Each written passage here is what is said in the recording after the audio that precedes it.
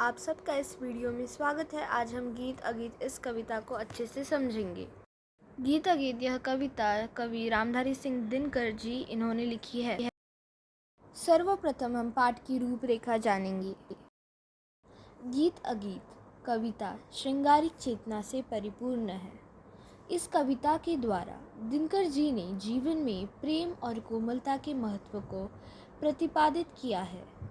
यहाँ मौन और मुखर दोनों अभिव्यक्तियों को सुंदर कहा गया है। जैसे नदी कलकल करती अपना सुख दुख कहती चली जाती है, वह किनारों पर पड़ते पत्थरों से बातें करके अपना हृदय हल्का कर लेती है, लेकिन दूसरी तरफ गुलाब का फूल चुप रहकर भी अपनी सुंदरता बिखेरता रहता है। वह मौन भाव से अपने विचारों में मग्न रहता है। वह अपने प्रेम भावों को बोलकर प्रकट नहीं कर पाता। इस प्रकार अपनी भावनाओं को प्रकट करने के दो रूप हैं, मुखर एवं मौन, तथा ये दोनों ही रूप अपनी अपनी जगह सुंदर है। तो चलिए अब गीत अगीत इस कविता को पढ़ते हैं। गीत अगीत कौन सुंदर है, गाकर गीत विरह की तटीनी, वेगवती बहती जाती है, दिल हल्का कर लेने को उपनों से कुछ कहती जाती है। तट पर एक गुलाब सोचता, देते स्वर यदि मुझे विधाता, अपने पतझड़ के सपनों का मैं भी जग को गीत सुनाता।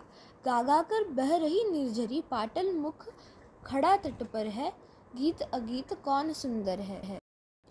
प्रस्तुत पंक्तियों में दिनकर जी ने जीव जंतुओं के ममत्व, मानवीय राग और प्रेम भाव को सजीव चित्रण करते हुए एक तुलनात्मक प्रश्न किया है कि गीत और अगीत दोनों में से सजीव।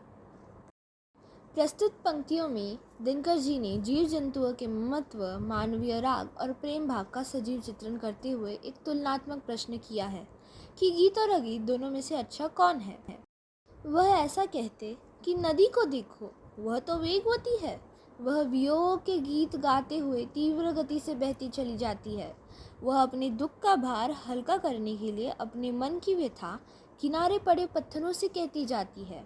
और कवि के अनुसार किनारे पर खड़ा हुआ गुलाब का फूल यह सोचता होगा कि यदि ईश्वर ने उसे भी स्वर का वरदान दिया होता तो वह भी अपनी आप बीती नदी की तरह संसार को सुनाता, अर्थात दुख भरे पतझड़ के दिनों में देखे हुए अपने सपने का गीत पूरे संसार को सुनाता। इस प्रकार नदी गीत गाती यानी कलकल करती किनारों से टकराती आगे बढ़ती है और गुलाब का फूल नदी के किनारे मौन भाव से खड़ा रहता है। यहीं पर कवि ने प्रश्न किया है कि गीत और अगीत में अधिक सुंदर कौन है। काव्यांश 2। बैठा शुक उस घनी डाल पर जो खोती पर छाया देती, पंख फुला नीचे खोते में शुकी बैठ अंडे है सेती। गाता शुक जब किरण वसंती छूती अंगपन से छनकर, किंतु शुकी के गीत उमड़कर रह जाते हैं स्नेह में सनकर। गूंज रहा शुक का स्वर वन में, फूला मग्न शुकी का पर है, गीत अगीत कौन सुंदर है। कवि दिनकर जी ने अगीत और गीत के अंतर को प्रकट करने के लिए शुक यानी नर तोता और शुकी यानी मादा तोता का विवरण किया है। उन्होंने इस काव्यांश में यह कहा है कि शुक पेड़ की उस घनी डाल पर बैठा है जिसकी छाया उसके घोंसले पर पड़ रही है। उसी घोंसले में शुकी बैठी है, वह पंख फुलाकर अपने अंडे से रही है, और जब सूरज की वसंत किरणें पत्तों से छन कर आती है और उनके अंगों को छूती है तो शुक प्रसन्नता से गा उठता है। शुकी का भी अधिक मन करता है गाने का, परंतु इधर शुक की स्वर लहरी से रोमांचित होकर शुकी भी कोई प्रेम भरा गीत गाना चाहती है, पर उसके मन में उठने वाले गीत वात्सल्य भाव में ही डूबकर रह जाते हैं। वह अपने बच्चों के प्रेम में विभोर होकर उन गीतों को अपने अंदर अनुभव करती है। शुक के गीत चारों ओर गूंजते हैं, परंतु शुकी अपने अंडों पर अपने पंख फुलाए खुश हो रही है। यह शुक का स्नेह मुखर है, पर शुकी का मौन। एक का स्वर गीत कहलाता है तो दूसरे का मौन यानी अगीत कहलाता है, परंतु यहाँ पर दोनों ही अत्यंत सुंदर है, गीत और अगीत। फिर से कवि पूछते हैं हमें कि आखिर दोनों में से सुंदर कौन है, गीत या अगीत। काव्यांश 3। दो प्रेमी है यहाँ, जब एक बड़ी सांझ आला गाता है, पहला स्वर उसकी राधा को घर से यहाँ खींच लाता है। चोरी चोरी खड़ी नीम की, छाया में छिपकर सुनती है, हुई न क्यों मैं कड़ी गीत की, बिधना यूं मन में गुनती है। वह गाता पर किसी वेग से, फूल रहा इसका अंतर है, गीत अगीत कौन सुंदर है।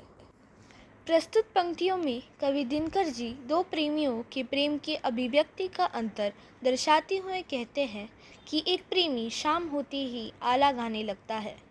जैसे ही उसके मुख से गीत की ध्वनि निकलती है, उसकी प्रेमिका राधा अपने घर से उसकी ओर खिंची चली आती है। वह नीम के पेड़ की छाया में छिपकर अपने प्रेमी के मधुर गीत सुनती है और मुग्ध होकर सोचती है कि विधाता ने उसे अपने प्रेमी के मधुर गीत की कड़ी क्यों नहीं बनाया। वह इस मधुर गीत में खो जाना चाहती है। यह प्रेमी गाता है तथा उसके गीत सुनकर प्रेमिका का हृदय नाच उठता है। प्रेमी का प्रेम मुखर है और प्रेमिका का प्रेम मौन। यह भी एक गीत है और दूसरा फिर से अगीत है।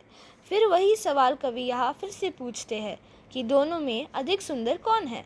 वास्तव में गीत और अगीत दोनों ही अपनी अपनी सुंदरता प्रस्तुत करते हैं।